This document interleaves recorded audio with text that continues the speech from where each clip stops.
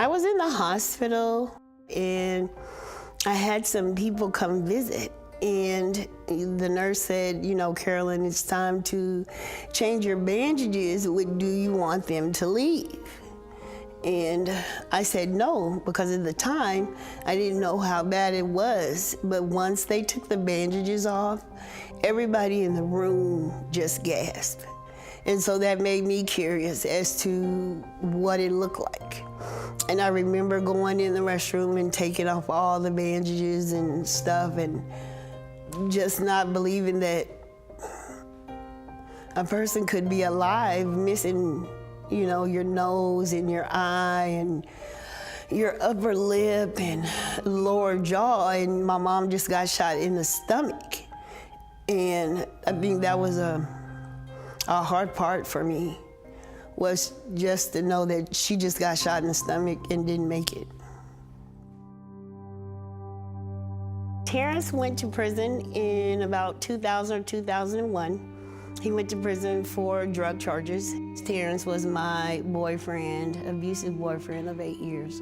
So when he did come home, I was rather nervous. You know, I told him that I didn't want to be with him anymore and that he should try to get a job. He was very angry and irate and went and got the gun out of the shoebox. And I really don't know how to even explain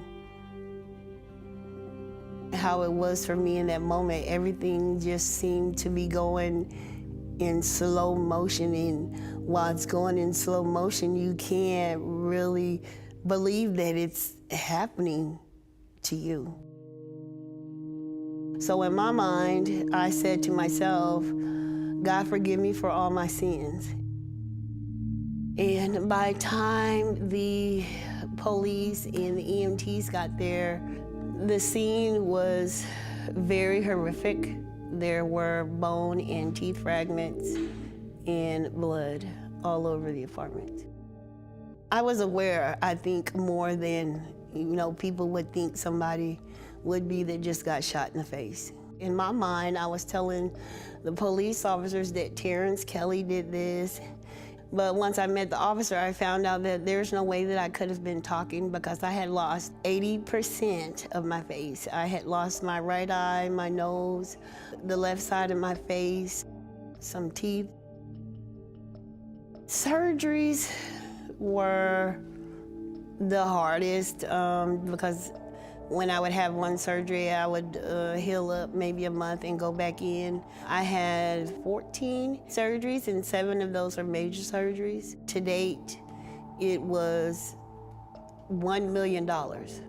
So if I ever want to look at $1 million, I can just look in the mirror.